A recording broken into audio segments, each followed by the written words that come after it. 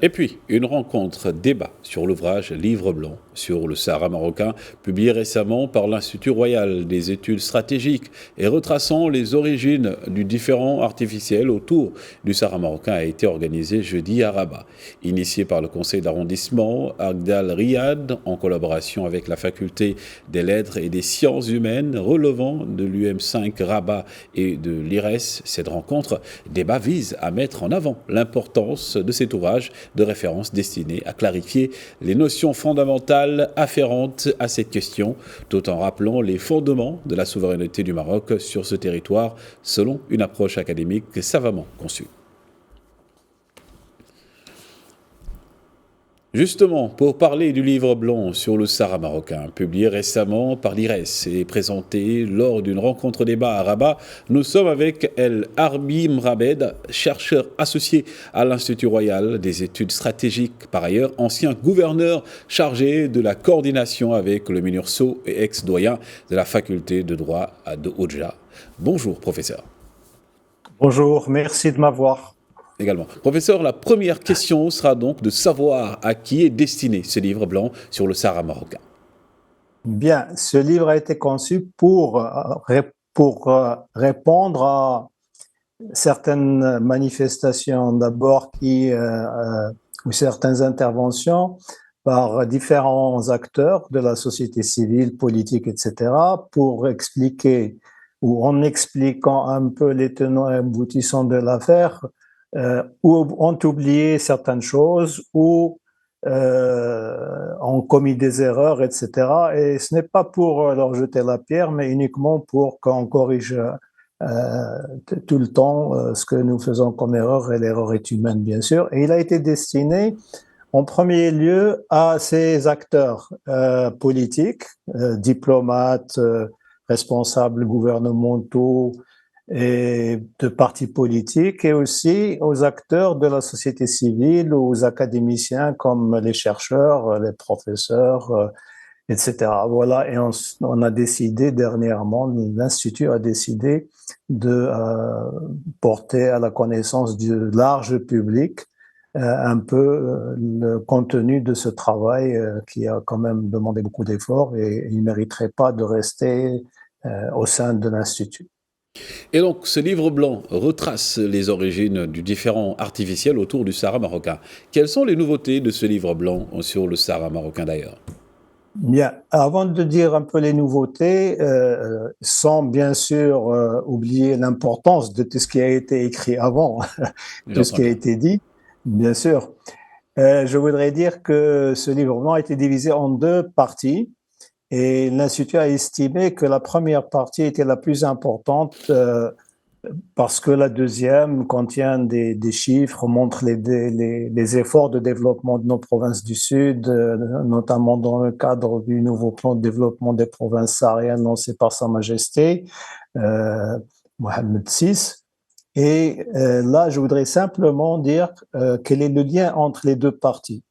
Le lien, c'est qu'en démontrant dans la première partie avec des arguments surtout juridiques, mais aussi historiques, sociaux, etc., mais surtout juridiques, parce que la nature du travail, c'est ça. Sur le plan international, on parle surtout droit, on ne parle pas autre chose.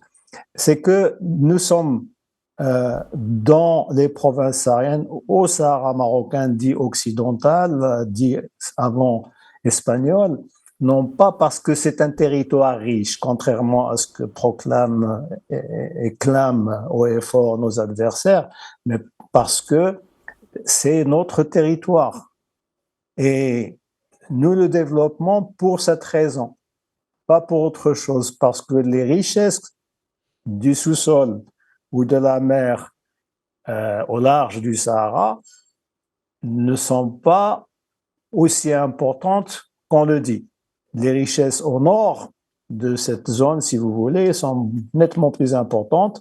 Je profite de l'occasion pour dire que nous retirons, quand nous retirons $1 de ces richesses ou 1 dirham, nous investissons plus de $7 ou 7 dirhams. C'est pour donner une image. Alors, concernant les nouveautés, c'est que depuis 2020, et surtout 2020-2021, il y a eu des archives espagnoles qui ont été divulguées, si vous voulez,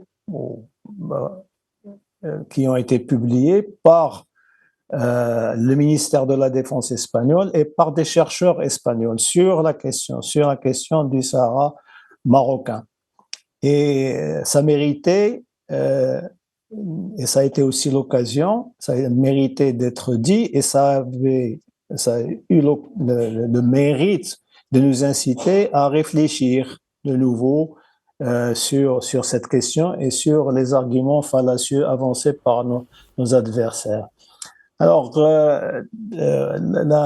du point de vue juridique, si vous voulez, concernant cette question, c'est que d'abord la colonisation, elle s'est faite en violant des traités internationaux de l'époque, à partir du 19e siècle et au début du 20e siècle. Ces traités internationaux conclus avec le Maroc ou même entre puissances coloniales qui reconnaissaient l'empire chérifien. Et un empire, c'est évidemment un territoire très large, très vaste. Sinon, on ne parle pas d'empire. Et un gouvernement central, avec le sultan à sa tête. Tout à fait. Et donc, il y a des dispositions claires dans ces traités qui disent l'empire chérifien et qui disent que telle ou telle région est marocaine. Par exemple, on a écrit à la veille de la soi-disant prise de possession de Dakhla par un certain Bonelli, que ce Bonelli, qui avait une barque, avait débarqué sur les plages marocaines, pas autre chose. Il n'y avait pas autre chose. Alors, ceci est très important. Ceci est très important parce que ça n'a pas été dit avant. Ça n'a pas été dit avant. Et le Maroc, en tant qu'empire chérifien, ces violations de la part de la France, des violations concertées, parce que ces deux pays, la France et l'Espagne, ont passé des accords en violation de ce que je viens de dire, des instruments internationaux que je viens de dire, en disposant d'un territoire qui n'est pas le leur, qui appartenait à l'empire chérifien, sans son consentement. Ceci est une violation flagrante du droit international à l'époque, tel qu'il a été en plus conçu, élaboré par les puissances européennes, parce qu'à l'époque, le droit international public, c'était l'émanation du droit public européen. Ça, c'est le premier argument. Le deuxième argument, c'est que la Cour internationale de justice, elle n'est pas, elle n'est ni le Coran ni l'Évangile. Elle a commis des erreurs. Je ne veux pas toutes les citer parce que je ne cite que le nouveau.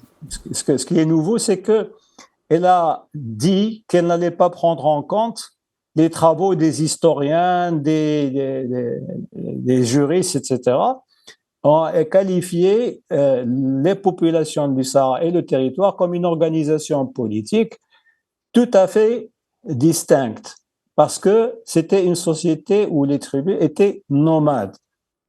Et elle a attribué l'exclusivité du nomadisme aux tribus sahariennes. Or, tout le monde sait qu'il y avait, et il y a toujours des tribus marocaines au nord de ce qu'on appelait à l'époque le Sahara occidental, qui étaient nomades. Et je dis qu'il y a aussi beaucoup de termes dans la langue hassani qui sont communs à l'arabe de la campagne de l'oriental marocain. Exactement. Par exemple, le sud. Donc, le deuxième argument qu'ils espèrent, eux, qu'ils disent Massu, c'est qu'il y a un principe en droit international qui s'appelle l'intangibilité des frontières coloniales. Et donc, le Maroc ne respecte pas ce principe.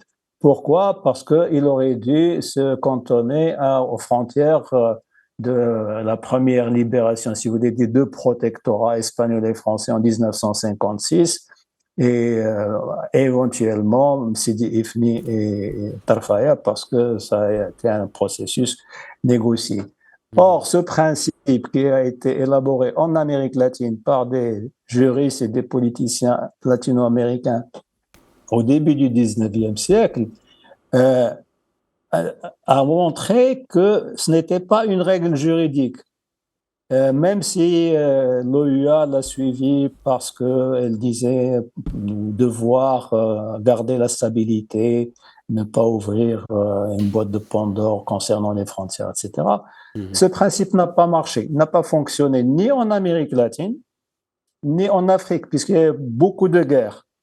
Et donc ce principe n'est pas automatique, d'autant plus que si on veut le lier au principe du droit ou au droit à l'autodétermination, des peuples à l'autodétermination, quand il a été élaboré, c'est l'élite de descendance espagnole ou portugaise qui a élaboré ça et qui a voulu ça en gardant les frontières administratives des circonscriptions, si vous voulez, et n'a pas du tout demandé l'avis des populations. Exactement. Donc c'est juste une... oui, allez-y, pour terminer. D'accord.